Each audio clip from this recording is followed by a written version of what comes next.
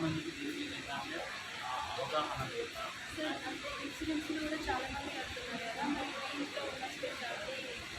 So Tata ఏం లేదంటే ఏ company గురించి టాటా ఏంటంటే ఇండియాలో లార్జెస్ట్ కంపెనీ.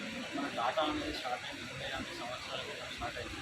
మన టాటా అనే బ్రాండ్తో 170 కంపెనీస్ ఉన్నాయి.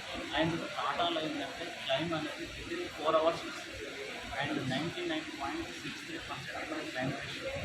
సో ఇది అండ్ టాటా అనేది చాలామంది కరోనా టైంలో టాటా డొనేట్ చేసి 15,000,00,000 డొనేట్ చేసిందని మన పేపర్ మీద చూసి కరెంట్ దాదాపుగా అంటే 66.6% 66% మనకు దాదాపుగా డొనేషన్ చేస్తుంది. ఇది ట్రస్ట్ టాటా సన్స్ ట్రస్ట్ నుంచి మనం డొనేషన్ చేస్తాం.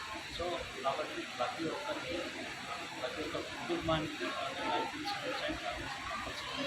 ఇంకొకటి చాలామంది తెలియని ఏంటంటే ఇలా ప్రతి ఒక్కరికి 2 వీలర్ బైక్ కానీ 4 వీలర్ కార్ కానీ దానికి బండి తీయగానే కొత్త బండి తీయగానే ఇన్సూరెన్స్ కంపల్సరీగా ఉన్నాయి గవర్నమెంట్ రూల్. అండ్ కారు తీయాలన్నా కారుకైనా మనం ఇన్సూరెన్స్ కట్టాల్సి ఉంటుంది. కానీ మరి మాతో కలిసి ఈ జర్నీతో మాతో కలిసి పనిచేస్తున్నారు. అండ్ ఇప్పుడు ఈ 16 సంవత్సరాల జర్నీ హ్యాపీనెస్ ఈ 1.5 yearలో తన లైఫ్ స్టైల్, తన ఐడెంటిఫికేషన్ అండ్ పీపుల్ ఇప్పుడు రిలేషన్షిప్లో తన పేరు ఎప్పుడు మాట్లాడిన వాళ్ళు ఇప్పుడు ఎవ్రీబడి రెస్పెక్ట్ ఇస్తున్నారంటే because of Tata life insurance. And ఇక్కడికి ఎప్పుడైతే తన మేడం రెస్పాన్సిబిలిటీ తీసుకొని అయితే become a professional financial planner, then he started is a career. తన వాయిస్లో తన మాటల్లో మనం ఒక్కసారి ఇద్దాం. So now I'm inviting to Koduri Sravani madam.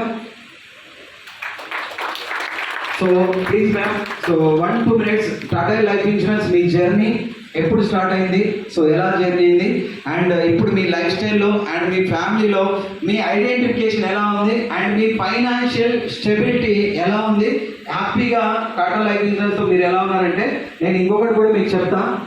So తర్వాత చెప్తాను ఇప్పుడు. Thank you sir, thank you so much for giving this opportunity. So hi అండి అందరికీ. సో ఇక్కడ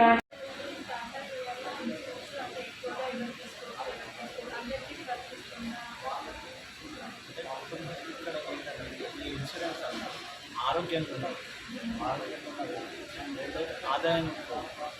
ఆరోగ్యం ఆదాయం ఈ రెండు వ్యక్తులు మాత్రమే మన లైఫ్ ఇన్సూరెన్స్ కానీ టర్మ్ ఇన్సూరెన్స్ కానీ.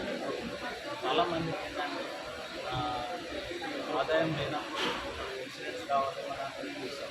అండ్ ఆరోగ్యంగా లేదు, అనారోగ్యం ఉన్నప్పుడు తీసుకోవాలి. కానీ ఆరోగ్యం ఆదాయం లేనప్పుడు ఏ కంపెనీలో మనకు వాళ్ళ సమస్య పాటించాలి. ఆరోగ్యంగా ఉన్నప్పుడే మనకి తెలిసింది, ఆరోగ్యం ఉన్నప్పుడే తెలిసింది. అండ్ ఆరోగ్యం అండ్ ఆదాయం ఉన్నప్పుడు రెండు